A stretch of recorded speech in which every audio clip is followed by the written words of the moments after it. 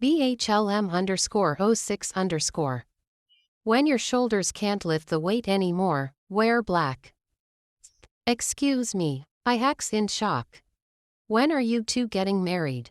She repeated, this time her gaze fixed on Ray's eyes. Actually, I and your daughter are just friends, but I am marrying soon, he said. I looked at him and waited for that moment when he would say that it was all a bad joke, but it never came. Dad must have noticed, so he quickly changed the topic. Not once had I seen that Ray had this side of him. He kept pace of the conversations, and not once did we have an awkward silence at the table. After our meal, both Dad and Ruth went out whilst the house was left to myself, Ray and the workers. I like your natural hair, by the way, he said when there was an awkward silence between us. Thank you, I responded, my mind still crowded with the fact that he said he was marrying. I stood up and fixed my pajamas. Sorry, but I want to go back to my room, I said. He looked at me without saying a word, obviously noticing that I was totally cold towards him. How about I check out your room? Dude, you are not doing anything to me under my father's roof, I said, making a face. Surely not everything is about sex, you know, he said.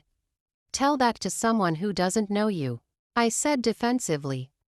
You only know that side because it is the one you have brought out in me. Remember, it's either you bring out the best in people or the worst. I looked at him with a guilty face. Yes, we had had sex before, but that was a long time ago. Okay, come with me, I said, leading the way. Welcome to my little palace, I said, holding the door for him. Thank you. You have a beautiful room, house too. I wonder what went wrong with you, he said almost in a whisper, but I was quick enough to hear him. Life happened, I responded with a sigh. I hated being judged, and that is the same thing that Ray was doing. We had been friends and partners for a long time, but not once had he given me a reason to think that he was the judgmental type. Well, I am not staying, I need to run around town, he said, handing me his phone. I got it and glanced at the image he was showing me. Her name is Daisy, my high school sweetheart, he said with a smile that didn't reach his eyes. Congratulations, I responded with a heart pierced. There was silence. So how did you propose to her? Did you do it the cheesy way? Got on one knee and told her that she was the most beautiful girl? Or maybe you took her out for dinner and in her food was a diamond ring? I didn't realize that tears were falling from my eyes until he came and held me tightly. I am sorry, Shirley, he said, kissing my hair. I am sorry, Ray. I should have been a better friend and maybe helped you pick the venue, I quickly corrected, trying to shield my emotions. We both laughed. She is pretty, I said after wiping my tears.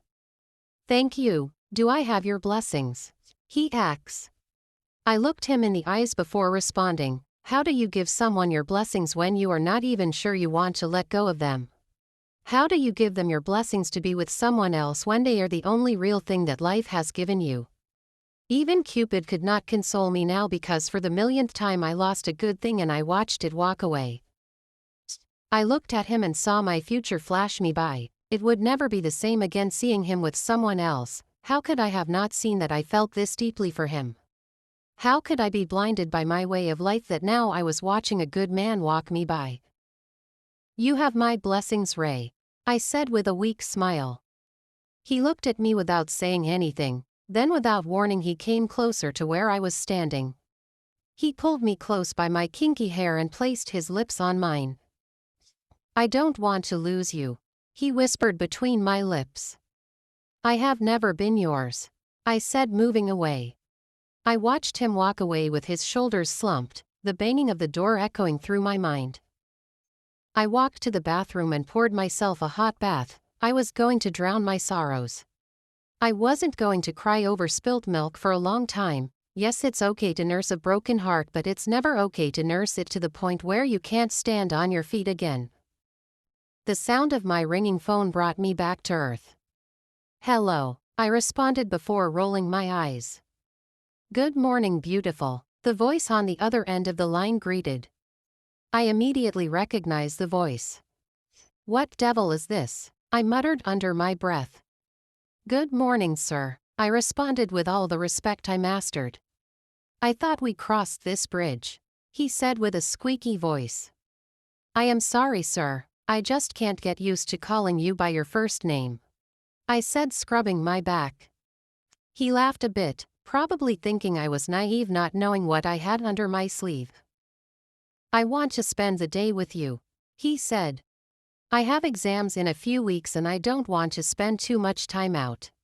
I lied. I promise I won't take up much of your time. How about we have lunch, then my driver can take you out shopping?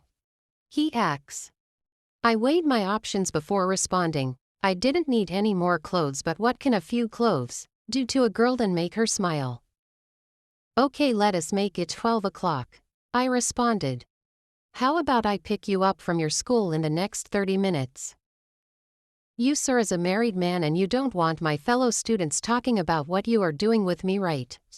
I asked, trying to dodge him coming to the school because I wasn't even a student. Okay, fair enough, so where should I pick you up from? East Park Mall, I will be getting a few things from there. I lied. Okay, give me a call once you there, he said before cutting the line up in his. Ray put the phone down as the two lines dropped. It wasn't his intention to wire her phone, but he still wanted her despite her not showing any emotions towards him. Are you sure you still want to go through with this? The lady lying next to him asks. I am not getting younger, he responded, kissing her fingers. He watched her cheeks flushed. She was nothing like Shirley. She was reserved, well brought up, and had it all figured out. The kind of woman that would make the perfect wife and mother, whilst Shirley on the other hand was immature, reckless, self-obsessed. She was danger and he wanted her like that. Your friend and author Winnie. Hibiscus.